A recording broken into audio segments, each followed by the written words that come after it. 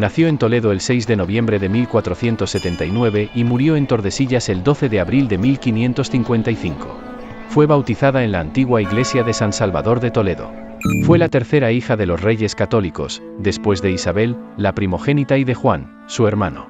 Su educación fue propia de su alcurnia, como infanta, pero también con las dificultades que acarreaban los continuos desplazamientos de la corte, acompañando a sus padres.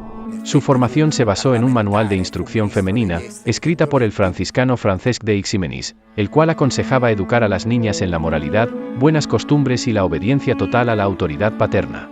Fue criada por la nodriza María Santisteban hasta los 6 años y después por la gobernadora, doña Teresa de Manrique, debido a las dificultades que la atención directa de su madre podía proporcionarle, dedicada totalmente a los asuntos de Estado. También recibió formación religiosa, de urbanidad sobre las maneras propias de la corte, arte, sobre todo de danza y música, tocaba el clavicordio y el monocorde de Pitágoras, y resultó ser una gran amazona. Igualmente se le formó en el conocimiento de lenguas romances y más tarde del francés y matemáticas. Sus primeros preceptores fueron Andrés Miranda, Dominico, y Beatriz Galindo. Más tarde, y como grandes humanistas influyeron en su educación, Lucio Marineo Sículo, Alejandro Geraldini y Pedro Mártir de Anglería, quienes dejaron su huella en la princesa con amplios conocimientos de latín y filosofía, de tal manera que a los 14 años componía y recitaba en aquella lengua. Juana era inteligente y de gran talento, además de ser mujer muy bella. Una vez finalizada la unidad peninsular, los reyes católicos dirigieron sus miradas a Europa, debido a que su estatus se había reforzado, gracias a dos motivos fundamentales en su reinado: el final de la Reconquista y el descubrimiento de América, importantísimos hitos, de los que fue testigo en su infancia la princesa doña Juana. Las adversas relaciones que sostuvo España con su vecina Francia, les hizo organizar una política de parentesco con otras naciones europeas, con el fin de aislarla. Por ello tejieron alianzas matrimoniales y, entre otras, las de sus dos hijos, Juan y Juana, con los archiduques, Margarita de Austria y Felipe el Hermoso, gobernante de los Países Bajos e hijos del emperador Maximiliano de Austria. Con solo 16 años, el 21 de agosto de 1496, Juana embarcó en Laredo con dirección a Flandes, en espera de contraer matrimonio con Felipe, archiduque de Austria, duque de Borgoña, Brabante y conde de Flandes. La flota estaba compuesta de 19 buques, entre naos y carabelas, con una tripulación de 3.500 hombres al mando de Fadrique Enríquez de Velasco y pilotada por Sancho de Bazán, unida a unos 60 buques mercantes, transportadores de la lana de Castilla. Hasta Laredo la acompañaron su madre y hermanos en su despedida. La travesía estuvo llena de dificultades, debiendo refugiarse en Portland, Inglaterra, pero sobre todo, al acercarse a Middelburg, ya en Flandes, la carraca que transportaba gran parte de sus efectos personales, encalló en un banco de piedras y arenas, abandonándose por el peligro que se cernía su recuperación. El ambiente que Juana se había de encontrar en Flandes era la de una corte, especialmente amiga de Francia y por lo tanto en no muy buenas relaciones con los enemigos de esta, España. La infanta tuvo que lidiar con situaciones en las que ella misma había de sufrir ciertos desdenes y menosprecios. Desde el primer momento de las negociaciones entre los reyes católicos y el emperador, la corte flamenca, esencialmente francófila, se había mostrado hostil a un acercamiento con España. Estas circunstancias hicieron padecer a Juana en muchos momentos. El desaliento de la infanta creció, al encontrar que su prometido no había ido a su encuentro, tardando más de un mes en conocerlo. Cuando se dio esta situación, Juana pudo comprobar que la edad de Felipe se aproximaba a la suya. El primer contacto fue recíprocamente intenso, de una gran atracción, de tal manera que no fueron capaces de esperar el día de los esponsales y efectuaron su boda sin protocolo y por el capellán, don Diego Ramírez de Villaescusa. Formalmente y con la pompa debida, se volvió a celebrar la boda el 20 de octubre de 1496 en la Colegiata de San Gumaro. Enrique de Bergen realizó la ceremonia oficial. Juana se encontró con una corte esencialmente diferente a la española, que se caracterizaba por su sobriedad. La borgoñona flamenca era abierta, desinhibida, festiva y opulenta. Las fiestas, la alegría y la música brillaban continuamente. La riqueza que proporcionaba el comercio de tejidos era la responsable del fausto y la liberalidad de que gozaban los flamencos de la época.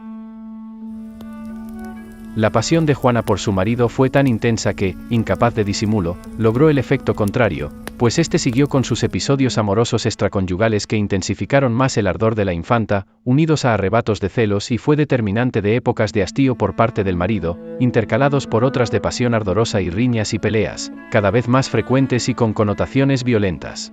Además, los embarazos continuos de Juana la obligaban a una abstinencia conyugal, que generaba un distanciamiento en la pareja, situación que agudizaba sus crecientes celos.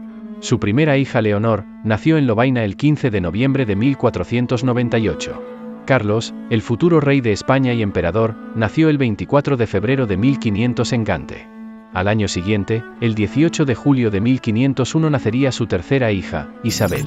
En poco tiempo cambió el panorama hereditario español con la muerte de los sujetos que más derechos presentaban al acceso del trono: el príncipe Juan, muerto en 1497, la princesa Isabel, en 1498, y su hijo el príncipe Miguel de Paz, fallecido en 1501. La sucesión recaía en Juana, que desde ese momento se convirtió en princesa de Asturias y por lo tanto heredera del trono de España. Los archiduques habían de presentarse en España, previa llamada de los reyes.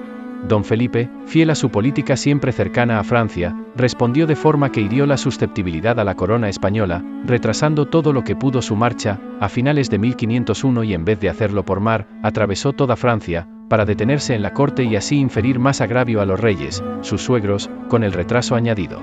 La exagerada comitiva que acompañaba a los archiduques también fue responsable de la dilación en su llegada, que en Fuenterrabía entró el 26 de enero de 1502 y en Madrid el 25 de marzo. Hasta el 7 de mayo la reina Isabel no pudo abrazar a su hija, hallándose en Toledo. Allí, convocadas las cortes castellanas, juraron como príncipes de Asturias a los archiduques. Muy pronto Felipe volvió a Flandes antes de las Navidades. Juana, por su embarazo, muy avanzado, no pudo acompañar a su marido, pese a sus ruegos. Por todas estas circunstancias, el ánimo de la princesa empeoró, rebelándose contra su estancia en el castillo de la Mota, la cual tomó como un confinamiento, y enfrentándose con su madre, la reina. Juana dio a luz a un niño en Alcalá de Henares el 10 de marzo de 1503, al que pusieron por nombre Fernando, como su abuelo. Después del alumbramiento, llegó a una gran desesperación, de tal calibre, que Isabel tuvo que organizar su regreso a Flandes, dejando a su hijo en custodia de sus abuelos. No pasó mucho tiempo, el 26 de noviembre de 1504 murió la reina, Isabel la Católica, creando un nuevo y difícil problema. La princesa de Asturias, doña Juana, accedía al trono como reina de Castilla. Habiendo retornado a Bruselas, Juana dio a luz a su quinta hija, María.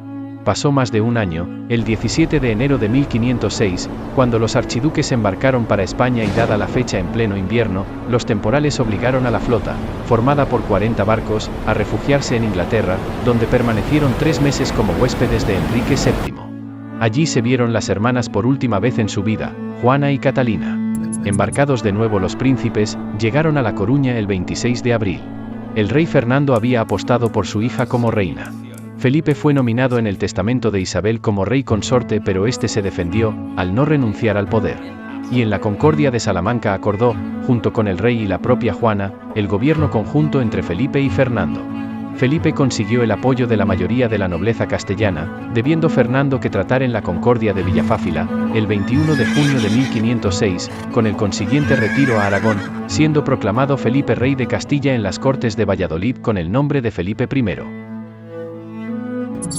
Poco tiempo duró en su reinado. El 25 de septiembre del mismo año murió en el Palacio de los Conde-Estevels de Castilla en Burgos. Su muerte no ha sido aún aclarada, existiendo varias versiones. Juana decidió trasladar el cuerpo de su esposo desde Burgos a Granada, tal como él había dispuesto antes de morir. Su corazón fue enviado a Bruselas, como también se había manifestado con anterioridad. La reina Juana no se separaría ni un momento del féretro durante 8 fríos meses, conduciéndolo por tierras castellanas, acompañado de un gran número de personas entre religiosos y nobles, damas de compañía, soldados y sirvientes. En ese tiempo circulaban rumores sobre su supuesta locura por los pueblos que pasaban. En la villa de Torquemada, en Palencia, Juana dio a luz a su sexto hijo, póstumo, el 14 de enero de 1507, siendo bautizada con el nombre de Catalina. Los nobles acordaron formar un consejo de regencia, para gobernar provisionalmente el reino, presidido por Cisneros. Se formaron 2 facciones, una formada por los Manrique, Pacheco y Pimentel, partidarios de Carlos y por los de Fernando el Católico, los Velasco, Enríquez, Mendoza y Álvarez de Toledo. Sin consultar a Juana, Cisneros avisó a Fernando el Católico para que regresara a Castilla. Tras muchas controversias, Fernando se entrevistó con su hija el 28 de agosto de 1507 y volvió a asumir el poder de Castilla, como gobernador del reino. En febrero de 1509, Fernando ordenó encerrar a Juana en Tordesillas para evitar que se formase un partido nobiliario en torno a su hija, encierro que mantendría su hijo Carlos I más adelante, que sería presentado como sucesor. En 1516 murió Fernando y por su testamento Juana se convirtió en reina de Aragón.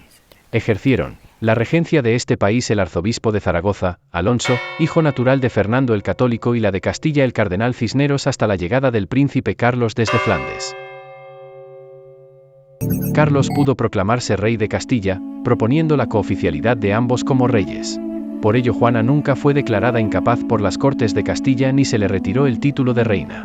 En todos los documentos oficiales debía figurar en primer lugar el nombre de la reina Juana, seguido del de don Carlos, aunque en la práctica Juana no tuvo ningún poder real, porque Carlos mantuvo a su madre encerrada desde que su padre la recluyera en 1509, la reina permaneció 46 años en el palacio de Tordesillas, vestida siempre de negro y con la única compañía de su hija menor, Catalina, hasta que salió en 1525, para casarse con Juan III de Portugal.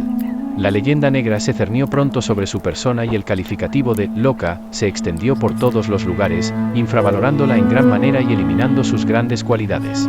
Hoy día un gran número de historiadores se ocupan de devolver con justicia la verdad en su maltratada fama. Muchos archivos son visitados y encontrados documentos en que basar sus investigaciones. Entre otros, María Lara en su título, Juana I. La reina cuerda, explica el origen de tal apelativo, habiéndolo comenzado su maestro y capellán, Pedro Mártir de Anglería, quien sembró la semilla de la leyenda negra, que generó el famoso calificativo de «la loca», patrañas que luego otros fueron copiando y repitiendo sin parar. Y la misma autora en la portada de su libro expone, usando el vocabulario actual, Juana causó pavor y miedo por su empoderamiento, ya que dominaba todas las ramas del saber.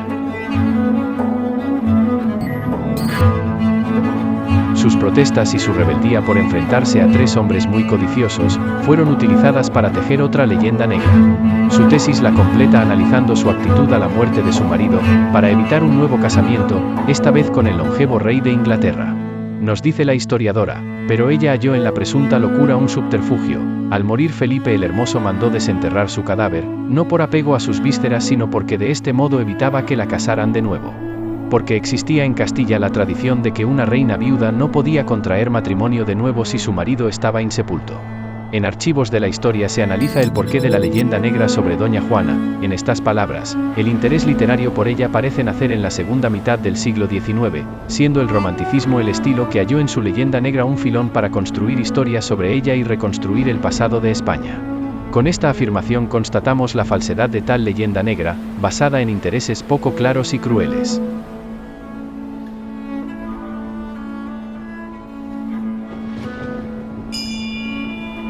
La historia nos observará con juicio.